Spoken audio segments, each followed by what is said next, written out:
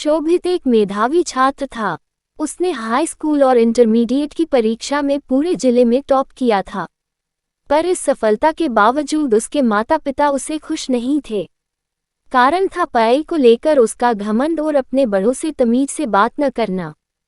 वह अक्सर ही लोगों से ऊंची आवाज में बात किया करता और अकारण ही उनका मजाक उड़ा देता।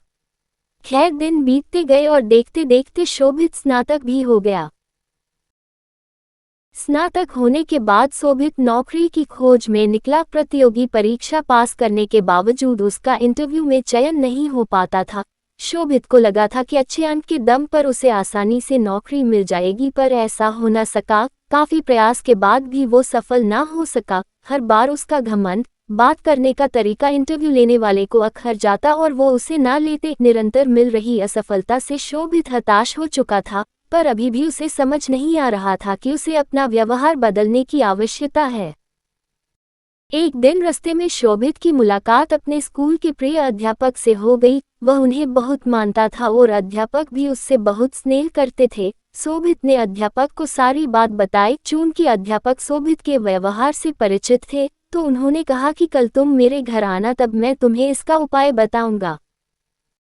शोभित अगले दिन मास्टर साहब के घर गया। मास्टर साहब घर पर चावल पका रहे थे। दोनों आपस में बात ही कर रहे थे कि मास्टर साहब ने शोभित से कहा, जाके देख के आओ कि चावल पके कि नहीं। शोभित अंदर गया। उसने अंदर से ही कहा कि सर चावल पक गए हैं, मैं गैस बंद कर देता हूँ। मास्टर साहब ने भी ऐसा ही करने को कहा।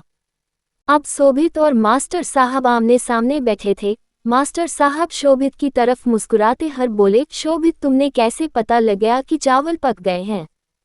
शोभित बोला, ये तो बहुत आसान था। मैंने चावल का एक दाना उठाया और उसे चेक किया कि वो पका है कि नहीं।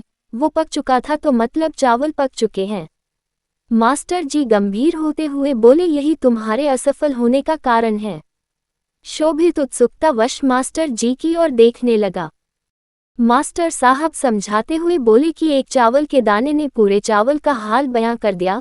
सिर्फ एक चावल का दाना काफी है ये बताने को कि अन्य चावल पके या नहीं। हो सकता है कुछ चावल न पके हों, पर तुम उन्हें नहीं खोज सकते, वो तो सिर्फ खाते वक्त ही अपना स्वभाव बताएंगे।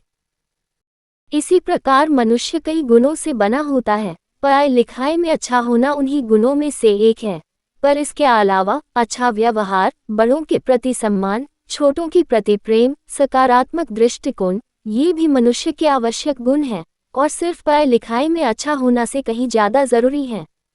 तुमने अपना एक गुण तो पका लिया, पर बाकियों की तरफ ध्यान ही नहीं दिया।